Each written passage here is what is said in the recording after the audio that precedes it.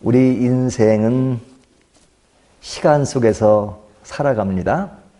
시간 속에서 살아간다는 말은 과거가 있고 현재가 있고 미래가 있다는 것을 말하죠. 그러니까 우리는 그 시간 속에서 과거, 현재, 다가올 미래를 바라보며 살아가고 있습니다. 근데 이제 그 미래가 또 지나면 과거가 되어버리죠. 그러니까 이 세상에 살지 않고 이미 돌아가신 분은 미래까지를 다 사신 분입니다. 그러니까 그에게는 과거만 있는 거죠.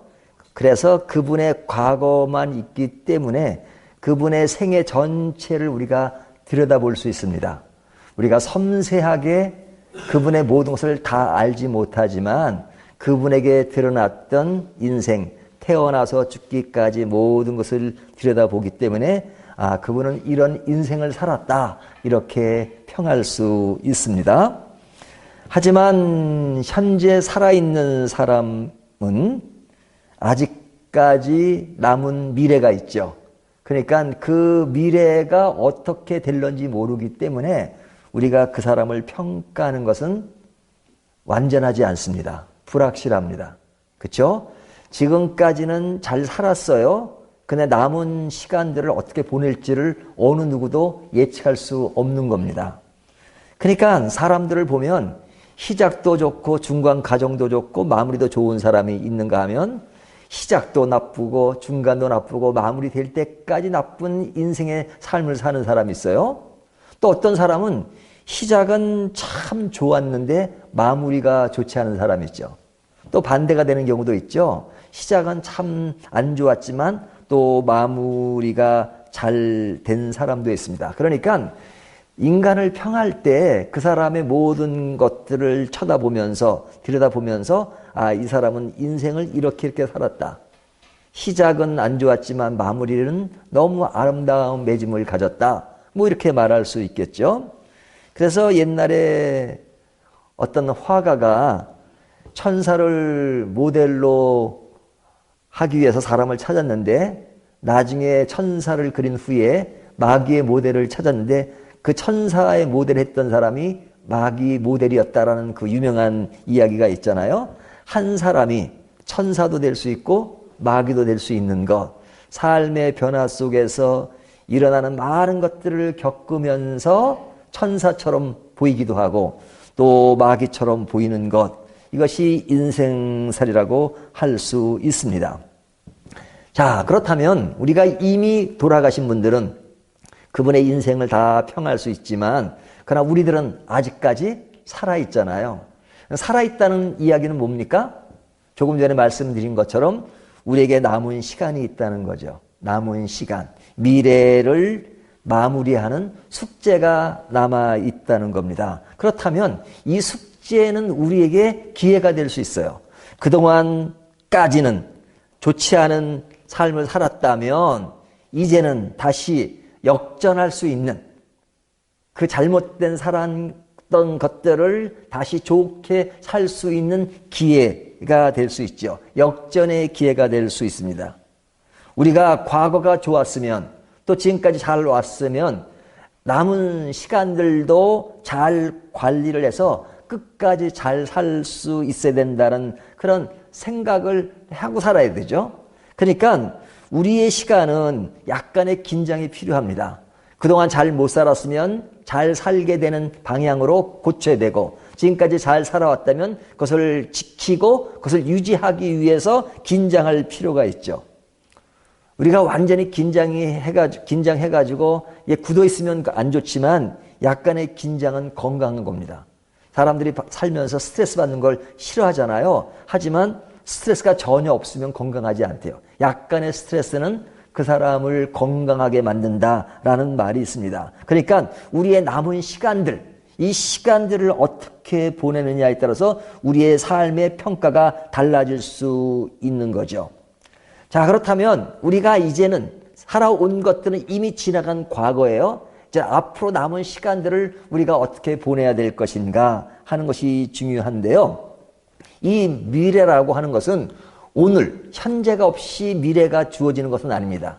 현재가 하나하나 쌓여서 그것이 미래가 되어지는 거죠. 그렇다면 우리가 미래를 향해서 역전도 가능하고 또 좋은 것을 유지하는 것도 가능하지만 그 가능성이라고 하는 것이 오늘에 의해서 차곡차곡 쌓여지면서 되는 것이기 때문에 오늘이 매우 매우 중요한 것이죠. 오늘이 쌓여서 미래를 만드는 것이니까 오늘 나의 삶이 어떤 길을 가고 있는가 하는 것이 굉장히 중요한 겁니다. 이것이 내일을 만드는 하나하나의 과정이라고 보여줄 수 있습니다. 그러니까 오늘 현재의 삶이 굉장히 중요합니다. 자, 우리가 과거, 현재, 미래에 대한 이야기를 그렇게 길게 했느냐? 우리가 요즘 시편을 계속 묵상하고 있잖아요. 시편에 보면 다양한 이야기들이 많죠. 뭐 다양한 이야기라기보다는 한 인간 속에서 일어나는 다양한 감정 표현들이 드러나잖아요. 두 사람의 이야기가 아니라 한 사람의 이야기를 하더라도 그 한 사람 속에 다양한 감정, 다양한 분위기가 드러납니다. 어떤 분위기가 많이 드러나죠? 찬양하는 이야기가 나오잖아요. 찬양하는. 시인이 찬양을 합니다. 그 찬양의 분위기는 뭐예요? 예배하는 분위기, 감사하는 분위기, 찬양하는 분위기, 축복하는 분위기, 이런 것들은 굉장히 그 호의적이고 그리고 찬양 속에 즐거움을 선사하는 그런 감정이잖아요. 그런 분위기잖아요.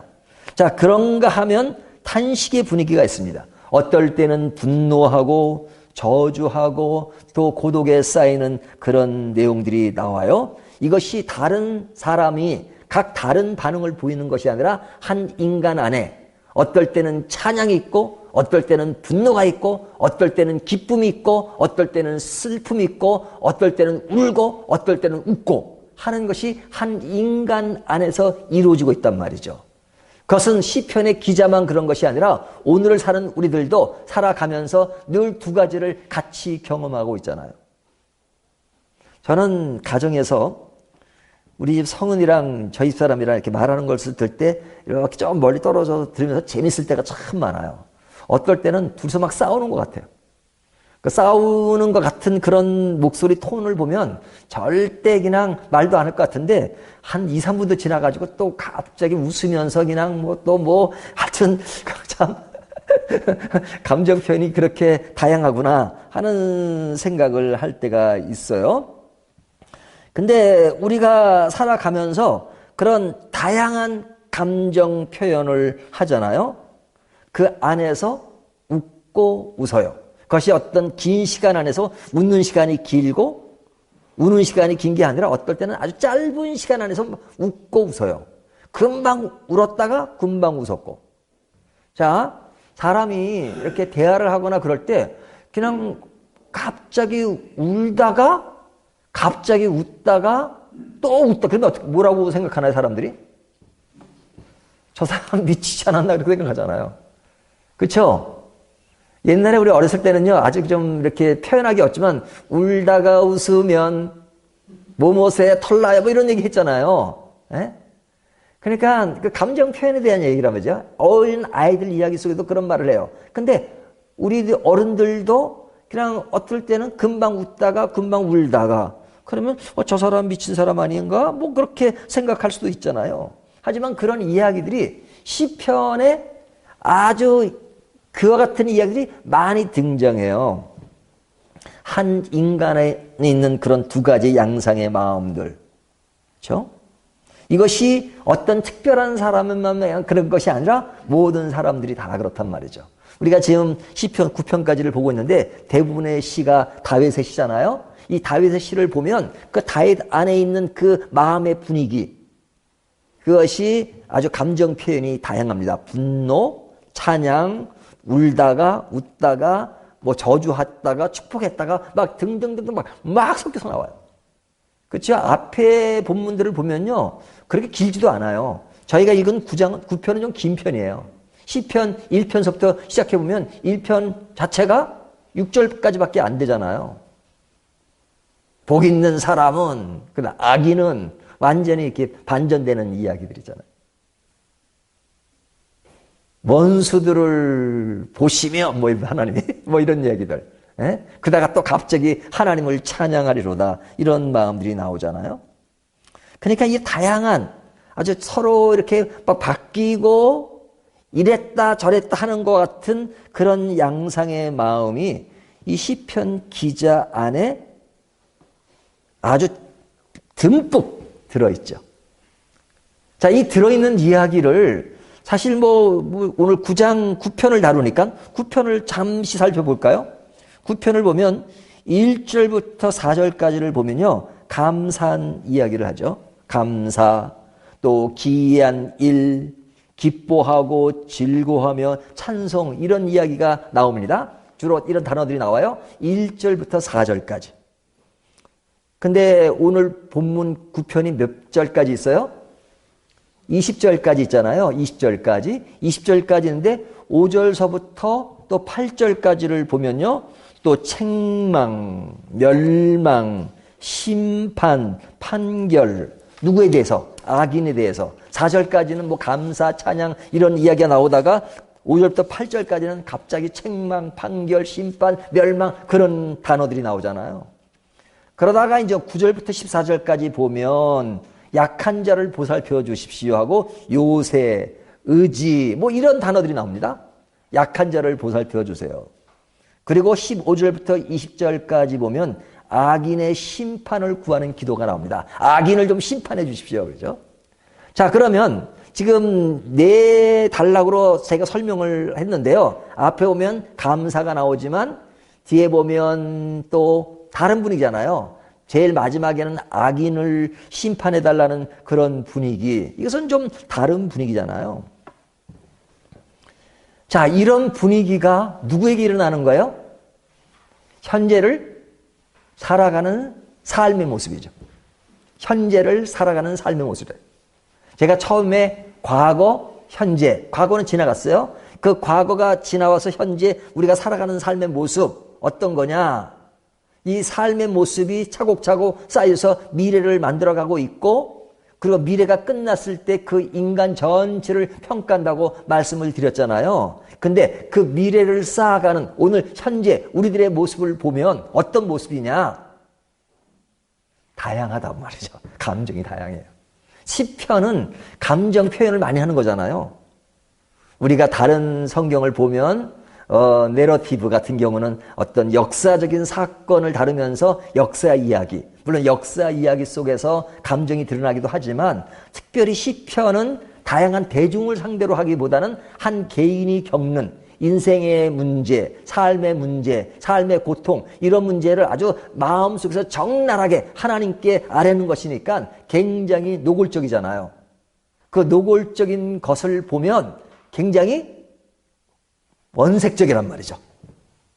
웃음도 원색적이고 눈물도 원색적이고 분노도 원색적이고 찬양도 원색적이고 그렇죠? 그냥 뭐 미지근한 게 없어요. 원수를 죽여달라고 할 때 보면 그냥 뭐 대충 그러지 않아요. 죽여주십시오. 소멸해가는 달팽이 같게 하소서. 뭐 등등등등.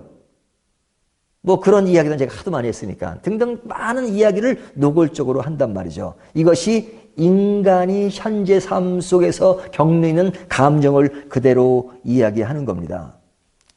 자, 이와 같이 다양한 감정이 표출되는 것은 왜 그래요? 우리의 인간의 삶이 간단하지 않다는 것이죠. 그렇죠? 우리의 인간의 삶이 누구도 간단하지 않아요. 우리가 연세가 많다는 것은 뭐예요? 다른 사람들보다 젊은 사람들보다도 인생 경험이 많다는 거잖아요. 경험이 많아요. 그 경험이라는 게 무서운 거거든요. 젊을 때 경험하지 못한 것들 연세가 드시면서 경험을 합니다. 경험을 하면서 그 경험 속에서 그것을 대처하는 방법도 터득하잖아요. 그러니까 아이 때는 요만한 거 가지고 화를 내지만 그것을 여러 번 경험하다 보면 그 정도는 화를 안 내요. 그것이 성숙이 될 수도 있고 그렇죠? 또 살아가는 어떤 삶의 터득한 어떤 노하우가 될 수도 있고 그런 많은 것들이 있다 보니까 그냥 어릴 때와 다른 모습이 있단 말이죠. 갓난 아이들 보면 그냥 밥만 앉아서 울잖아요. 근데 우리가 배고프다고 늘 우나요? 배고프다는 말은 하지만 울지는 않잖아요. 그것이 운다고 되는 일이 아니라는 걸 너무너무 잘 알고 있는 거죠. 그러니까 우리가 현재의 삶 속에서 그 많은 것들을 경험해요. 경험한다는 이야기는 뭐냐면 우리의 삶이 간단하지 않다는 거예요. 간단하지 않아요. 복잡해요. 삶의 현장에서 이루어지는 일들, 그것을 포괄적으로는 간단하게 뭐 인생은 이렇다 이렇게 말할 수 있을런지 모르지만 그러나 삶의 현장에서 세밀한 곳에서 겪어야 하는 인생의 이모저모들을 보면 결코 간단하지 않아요. 어떨 때는 정답은 간단하지만 그것을 겪는 내 마음의 감정 이런 것들은 설명할 수 없는 것들이 많아요. 그렇기 때문에 우리가 사람 관계에서 참 조심해야 될 것은 뭐냐면 어떤 상황이 벌어졌을 때 그 사람은 그 안에서 겪는 아주 그냥 섬세한 그런 아픔도 있고 괴로움도 있고 분노도 있고 그래요. 근데 내가 겪지 않기 때문에 그 감정을 그만큼 못 느끼니까 쉽게 이성적인 정답을 줄 때가 많단 말이죠. 그래, 뭐 그거 가지고 그래요. 남의 일이라고 쉽게 이야기하고 쉽게 판단할 때가 많잖아요. 하지만 내가 볼 때는 그것이 쉬운 일일지 모르지만 그 사람에게서는 그것이 너무너무 힘들어요. 지금 이 과정을 겪어야 하는 것이 너무너무 어렵게 느껴지는 그런 모습들이 있단 말이죠. 근데 그런 것을 너무 노출시키면 안전하지 않으니까 그냥 노출 안 시키고 그냥 묻어두고 숨기고 그렇게 하면 손해라는 생각 때문에 그런 속에서 자기를 감출 때가 참 많잖아요. 그러니까 사람 관계는 감추는 것이 살 길이라고 생각할 때가 많아요. 그러니까 그렇게 감춘 사람들의 모습만 쭉 보다가 감추지 않는 사람들의 모습을 좀 보고 싶은데 보기가 쉽지 않잖아요. 근데 언제 봐요? 어디서 잘 볼 수 있나요? 제가 그 잘 볼 수 있는 비결을 알려드릴게요. 성경 시편을 보면 돼요. 시편은 다른 게 아니에요. 인간 내면 속에 감추어지는 그 풍부한 감정, 그것을 원색적으로 표현한 것이 시편이에요. 그러니까 이 시편에 나타난 노골적인 감성 표현은 사실은 우리들의 이야기예요. 근데 우리들은 그걸 감출 때가 많잖아요. 하지만 시편의 기자도 사람 관계에서는 많이 감췄을 겁니다. 하지만 하나님께 드리는 것이니까 하나님 앞에 노골적으로 다 드리는 거예요. 이게 삶의 현장에서 이루어지는 일들이니까 현재 이루어지는 일이죠. 현재. 우리들의 현재는 너무너무 복잡합니다. 힘들어요. 감정들이 많으니까. 하지만 그것들이 하나하나 쌓여서 뭘 이룬다고요? 미래를 이루는 겁니다. 그러니까 그 현재에 느끼는 그 감정들을 어떻게 정리해가며 어떻게 수습해가며 어떻게 그것을 성숙하게 만들어 가는가 하는 것들은 굉장히 중요한 것이죠. 그 중요한 과정 속에 시편의 기자는 그것들을 하나님께 아뢰면서 그것들을 수습해 나가는 과정이라고 말할 수 있어요. 그러니까 그런 과정 없이 그냥 느낌대로만 아프면 아프고 그냥 넘어지면 넘어진 대로 있으면 그것은 발전이 없는 거잖아요. 내 삶 속에 이루어지는 여러 가지 감성적인 것들을 그냥 밖으로 들춰내면서 하나님께 아뢰면서 그것들을 고치기도 하고 그것을 위로받기도 하고 또 격려받기도 하고 또 약간 눈물 흘리기도 하고 하는 그 모든 과정이 미래를 만들어가는 인생의 아름다움이 될 수 있단 말이죠. 근데 그런 것들을 다 묻어둔다면 인생 진짜 외롭게 사는 거죠. 그렇잖아요? 위로받을 수 없는 사람, 모든 아픔과 모든 괴로움을 혼자만 앓고 있는 사람이라면 너무너무 불행한 것이죠. 그렇지 않아요? 그러니까 비탄 속에 살아가잖아요. 내가 왜 살아야 되는가? 내 마음을 알아주는 사람은 누구일까? 세상 참 살기 힘들어.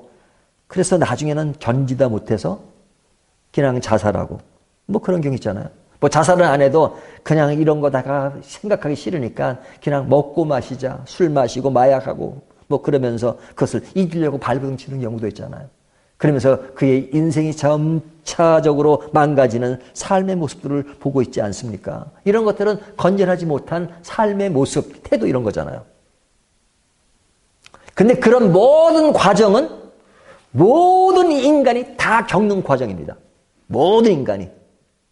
어느 누구도 예 없이 모든 인간이 겪어요. 슬픔도 겪고 기쁨도 겪고 눈물, 웃음 다 겪어요. 근데 어떤 사람은 이런 것들을 노출 못 시키는 사람도 있고, 노출은 시키되 그냥 그것이 나쁜 방향으로 그냥 술과 마약으로 그냥 처리하는 사람이 있고, 어떤 사람은 그냥 우울감에 빠져가지고 그냥 아무런 생각 없이 살아가는 사람도 있고, 그잖아요. 하지만 여러분, 시편의 기자가 드러내는 감정 표현들은 다양하다는 것은 너무너무 아름다운 것입니다. 하나님께 자기에 있는 표현들을 다 드러낼 수 있다는 것.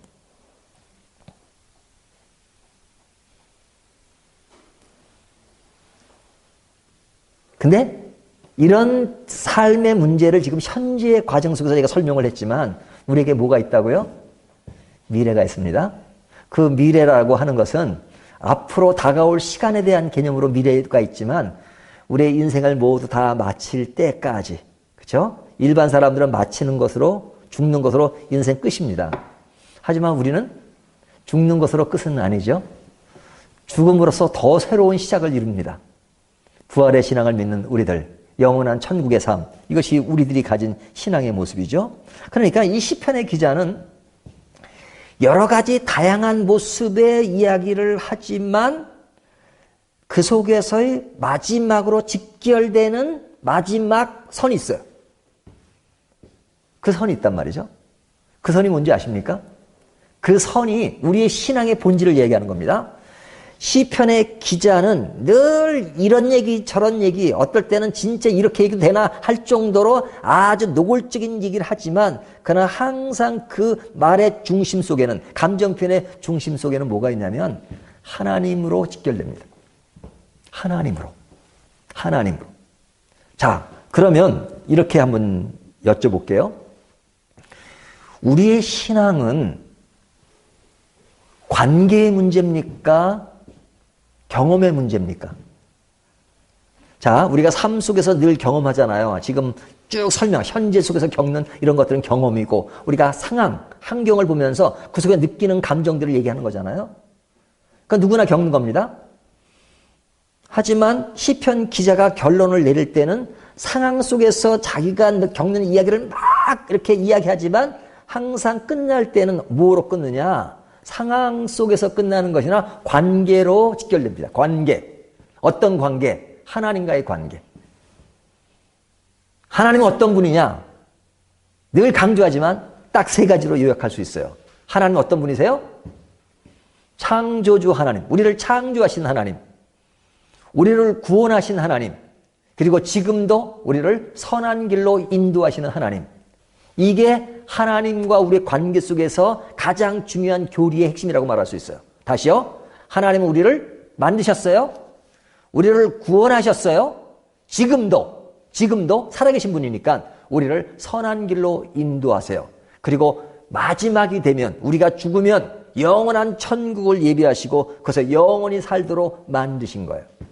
그렇게 하신 분이 누구시라고요? 하나님이시며, 그렇게 하도록 예수 그리스도를 이 땅에 보내셔서 십자가를 지시고 우리의 죄를 용서하시고 완전한 구원을 이루게 만드셨어요. 하나님이 하신 것입니다.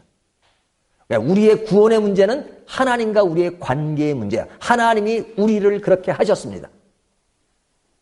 근데 그렇게 한 우리들은 하나님과의 관계를 기본으로 하지만, 그러나 삶의 현장에는 하나님만 늘 계신 게 아니에요. 그렇죠?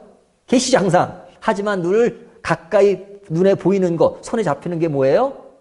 우리의 삶의 현장에서 겪어야 되는 인간관계, 또 삶에 얻어야 되는 부분들, 또 가지려고 하는 것, 등등 많은 것들을 겪으면서 그 속에서 희로애락을 겪는단 말이죠.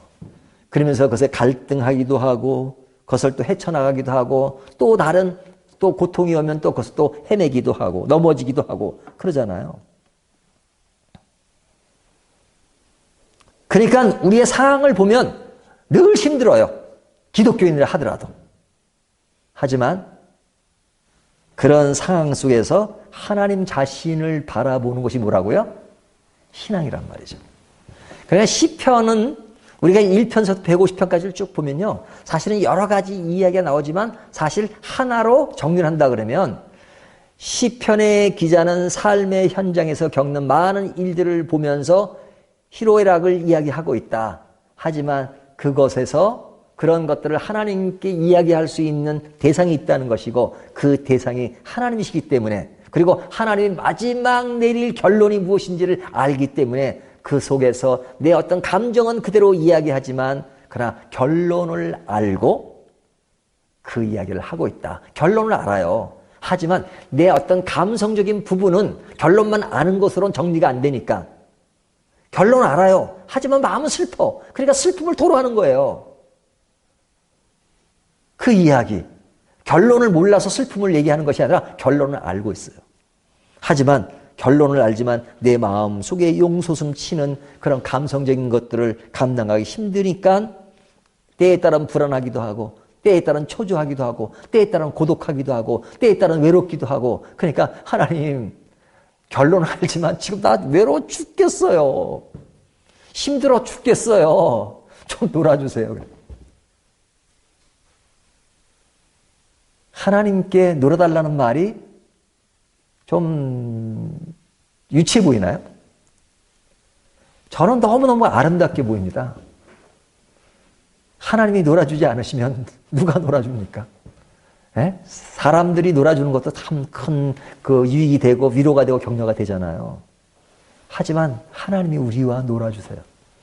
하나님을 아버지라고 부르고 하나님을 주님이라고 부르고 하나님을 전능자라고 부르지만 하나님을 뭐로 묘사해요?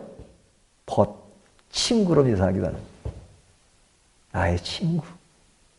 하나님은 나의 친구. 가장 가까이서 나의 모든 것을 다 아뢰고 시편의 기자는 어느 누구에게도 말할 수 없는 그런 것들을 하나님께 다 이야기하잖아.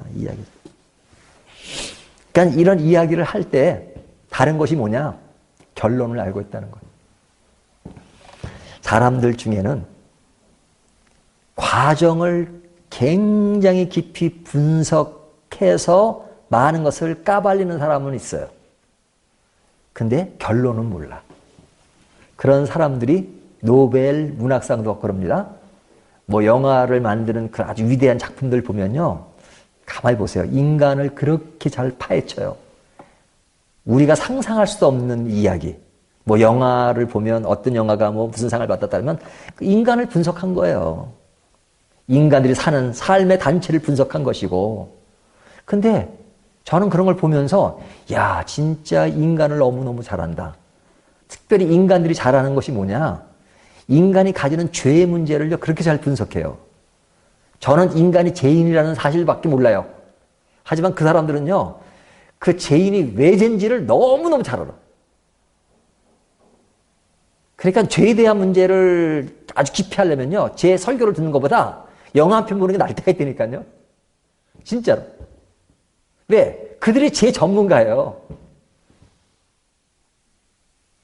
그러니까 믿지 않는 사람들이 그런 전문가들이라니까요. 근데 그들과 우리가 다른 점이 있어요. 우리는 결론을 알아. 죄의 삭은 사망. 알죠? 알잖아요. 금방 알잖아요. 금방 알잖아요. 죄의 결과는 사망. 그건 죽음이에요. 하지만 그것을 해결해야지만 죄의 문제를 해결하지만 영원한 생명을 영생 알잖아요. 그걸 해결하는 방법은 누구예요? 오직 예수 그리스도 외에는 없어요. 그렇죠? 십자가. 우리에겐 영원한 천국이 있어요. 정답을 알잖아요. 영원한 천국, 하나님의 나라, 천국 다 이거 결론이에요. 결론. 근데 그들은 그 결론을 몰라. 죄의 문제를 그렇게 파헤치지만 그것이 어디로 가는지를 몰라요. 어디에 끝나는지를 몰라요. 해결책이 뭔지를 몰라요. 그냥 분석만 하지. 파헤치기만 하죠. 그 차이예요. 근데 시편의 기자는 두 가지를 잘 할 줄 알아요.